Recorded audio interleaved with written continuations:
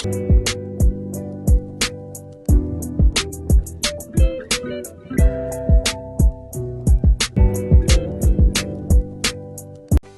жобада біз таныстыратын алғашқы сәулеттік ғимарат туындыларының бірі өнер музейі. Орналасқан жері Алматы қаласы, Әл-Фараби даңғылы мен Назарбаев даңғылы қиылысы. Өнер музейі Алматы қаласының ең заманауи сәулеттік нысандарының бірі. Ғимараттың пішіні ерекше сынық геометриялық сызықтарға және динамикалық формаларға негізделген. Архитектуралық идеясы тау мен қаланың үйлесімін көрсету, бір бөлігі табиғатты, екіншісі заманауи урбанизмді бейнелейді. Ғимарат сырт көзге екі үлкен көлемнен тұратын монументалдық композиция түрінде көрінеді. Конструктивіне тоқталып өтсек, ғимараттың конструкциясы темірбетондық қаңқалы жүйе. Мұндай жүйе сейсмикалық тұрақтылықты қамтамасыз етеді және кең ашық кеңістіктер мен үлкен шыны панельдері қолдануға мүмкіндік береді. Материалдары: фасад екі түрлі материалмен қапталған. Бір бөлігі табиғи әктаспен қапталған, ол Тянь-Шань тауларының символын бейнелейді. Екінші бөлігі анодталған алюминий панельдермен қапталған. Бұл қала мен заманауи технологиялардың символы. Фасадтың фактурасы мен түсі күн сәулесіне қарай өзгеріп, ғимаратқа тірі көрініс береді.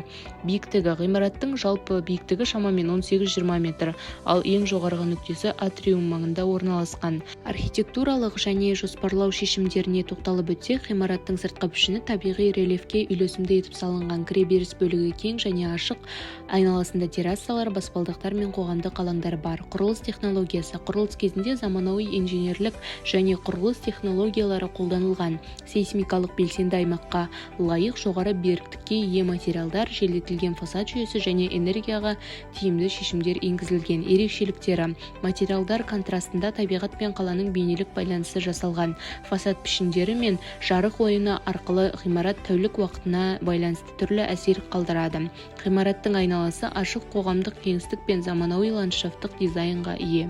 Келесі ғимарат Алматы театры архитектурасы. Ғимарат жеңіл заманауи архитектуралық пішінге ие, толқын тәрізді жазықтаулар мен кең шыны фасадтар бірлікте қолданылған. Кіреберіс бөлігінде үлкен колонналар мен безендірілген кіріс порталы бар. Конструктиві: негізгі құрылыс заманауи материалдар мен құрылыс технологиялары арқылы жасалған. Шыны кең панельдер, темірбетондық жүйелер және жеңіл металдық рамалар. Материалдарына тоқталып өтсек, фасадта кең түрде шыны панельдер қолданылған. Бұл ішкі кеңістіктің сыртқы көрінуіне мүмкіндік беру үшін. Қабырғалар мен колонналарда жергілікті және импортталған құрылыс материалдары, бетон, темірбетон, алюминий қаңқалар қолданылған. Биіктігі жалпы дерек көздерде көрсетілмеген, бірақ сыртқы сәулет тұрғысынан бірнеше қабатты болып, үлкен көлемді кіріс порталмен ерекшеленеді. Құрылыс технологиялары қазіргі стандарттарға сай. Құрылыс әдістері: жоғарғы сапалы термоизоляция, шыр-сөзсіз сейсмикалық талаптарды орындау, жеңіл салмақты құрылыс элементтері. Ерекшеліктері: театр ғимараттары сыртындағы қоғамдық кеңістіктер арқылы қала кітапханасы, саябақ, мәдени кешен секілді біртұтас орынды құрайды. Үшінші ғимарат Нұрлытау тұрғын коммерциялық кешені. Архитектурасына тоқталып өтсек, кешен бірнеше ғимараттан тұрады. Түрлі биіктіктегі мұнаралар, түсінікті құрылым, кей дерек көзде 7-ден 32-ші қабатқа дейінгі деңгейде көрсетілген. Архитектуралық идеясы қала мен тау пейзажын үйлестіру. Фасадтарына көгілдір күміс реңкті шағылысатын шыны панельдер кеңінен қолданылған. Конструктиві: ғимараттың құрылымы монолитті құрылыс жүйесі деп көрсетілген. Сейсмикалық тұрақтылық мәселелері ескерілген, себебі Алматы аймағы сейсмикалық белсенді зонаға жатады. Материалдары: сыртқы қабырға материалдары ретінде шағылысатын шыны, оң шығысында көгілдір күміс реңкте қолданылған. Металл мен шынының заманауи комбинациясы, жеңіл алюм рамалар, шыны панельдер арқылы визуалды тиімділік пен заманауилық берілген. Жер үстісі жасалған паркинг, жер асты паркинг бөлімдері бар. Паркингтің қабырғалары мен құрылымы бойынша монолитті бетон қолданылғаны құжаттарда көрсетілген. Биіктігі: ғимараттың қабат саны 7-ден 32-ге дейін өзгеретіндігі көрсетілген. Осы арқылы кешеннің биіктігі қаладағы басқа ғимараттармен салыстырғанда жоғары деңгейде, әлемдегі немесе қалалық мұнара құрамында қарастырылған. Архитектуралық жоспарлау шешімдері: сыртқы кеңістікпен тығыз байланысты, жаяу жолдар, көше аллеялары қарастырылған. Құрылыс технологиялары: монолитті бетон жүйесі, стеклометалдық фасадтар, жер асты паркинг жүйесі қарастырылған. Қоршаған ортаны есепке алатын шешімдер енгізілсе де, кей жолауларда материалдардың аса климатқа бейім еместігіне назар аударылған. Архитектуралық ғимарат Қазақ радиосының теледидарлық аппараттық студиялық кешені. Архитектурасына тоқталып өтсек, Архитектуралық жазық фасад шыны панельдермен жасалған ілмектер немесе сталактиктер тәрізді карниз бөлігі бар. Бұл декоративті элемент ғимараты ерекше танымал етеді.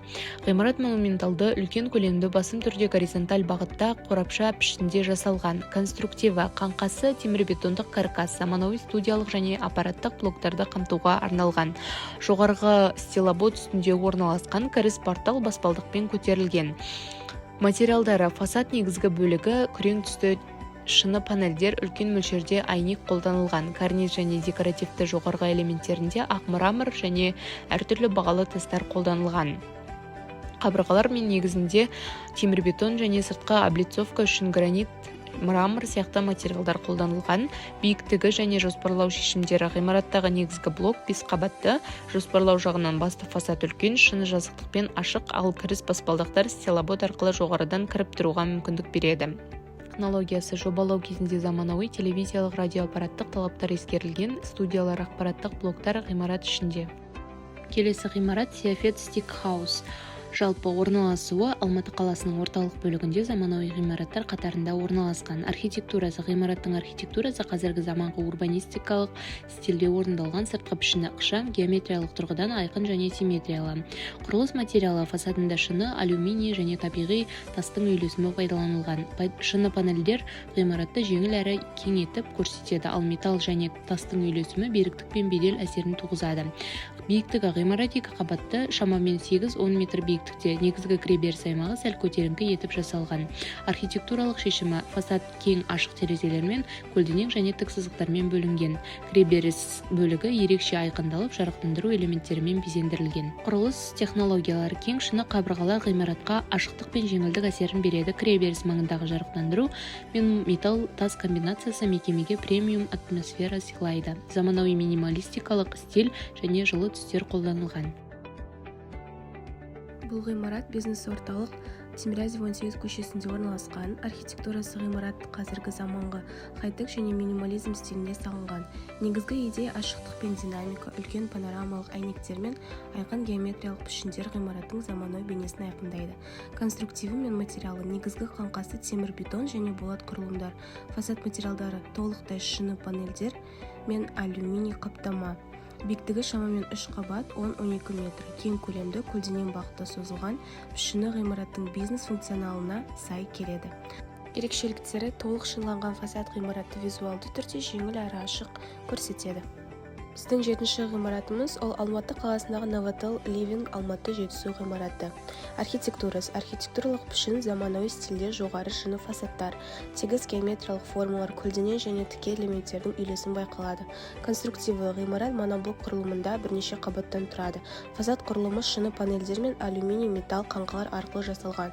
Бұл сыртқы көріністі және жеңіл әрі әсем етеді. Материалдары: сыртқы қабырға жазықтықтары толықтай шыны панельдермен жабылған. Бұл нысанды көп жарық алатын және визуалды ашық етеді. Ғимараттың биіктігі нақты көрсетілмеген, бірақ сыртынан қарағанда орташа қабатты кемінде 5-7 қабат болып есептеледі. Жоспарлау жағынан фасад толықтай ашық, шыны жазықтықпен бөлінген, басты кіреберіс аймағы айқындалған, көлік және жаяу қатынастар ыңғайлы ұйымдастырылған. Келесі архитектуралық ғимаратымыз Алматы қаласындағы бизнес-орталық Абылайхан Плаза. Бұл ғимараттың архитектурасы қазіргі заманғы коммерциялық стиль, ашық шыны фасадтар, геометриялық пішіндер мен көлденең пластик элементтерден құралған. Фасад кең алюминий, металл, қаңқа және әйнек жазықтықтарымен ерекшеленеді. Бұл ғимаратқа заманауи әрі бизнеске арналған бейне береді. Конструктиві: ғимарат 11 қабаттан жоғары, 11 қабат және 3 төменгі паркинг қабаттары құралған. Биіктігі шамамен 52 метр. Негізгі қаңқа құрылымы темір бетон және болат каркасты жүйе. Материалдары: сыртқы қабырғаларда ірі шыны панельдер қолданылады. Алматыдағы сандық этнокафесі. Архитектурасы: ұлттық мотивтерді заманауи коммерциялық дизайнмен үйлестірген. Сандық тақырыбы қазақтың дәстүрлі тұрмыстық жиһаз элементі, рухани мағынасы бар. Фасадта ұлттық нақыштағы элементтер, мысалы ою өрнектері бар, әрі сыртқы жазықтықтар ашық әрі шақыратын пішінде жасалған. Кіреберіс аймағы айқын, басты фасад көше бағытында орналасқан. Бұл мекеменің көруге арналған нысан екенін көрсетеді. Конструктиві мен материалдары: Шамамен бірнеше қабатты ғимарат сыртында жоғары шыны панельдер мен металл алюминий жүйелер қолданылады. Фасад беткісі ашық шыны жазықтықтардан құралған, табиғи жарықты ішке көп өткізеді, сырттан көрінісі жеңіл әрі заманауи. Сыртқы декоративті элементтері дәстүрлі қазақ нақышындағы ою-өрнек. Материал текстурасы контрасты арқылы ерекшеленеді. Келесі ғимаратымыз Алматы қаласындағы Мегапарк сауда ойын кешені. Архитектурасы. Мегапарк Алматыдағы көне қала бөлігіне орналасқан. Нақтырақ айтсақ, Сейфуллин проспекті мен Мақатаев көшесінің қиылысында.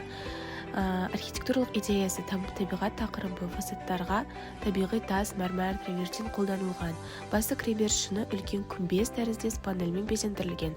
Сыртқы кеңістігімен бірге жасыл жаяу аймағы, алаңдар және қоғамдық кеңістіктер қарастырылған. Конструктиві мен материалдары. Негізгі құрылыс материалдары темір, бетон, рамалық қаңқа, ал сыртқы қабырғаларда табиғи тасты қаптамалар.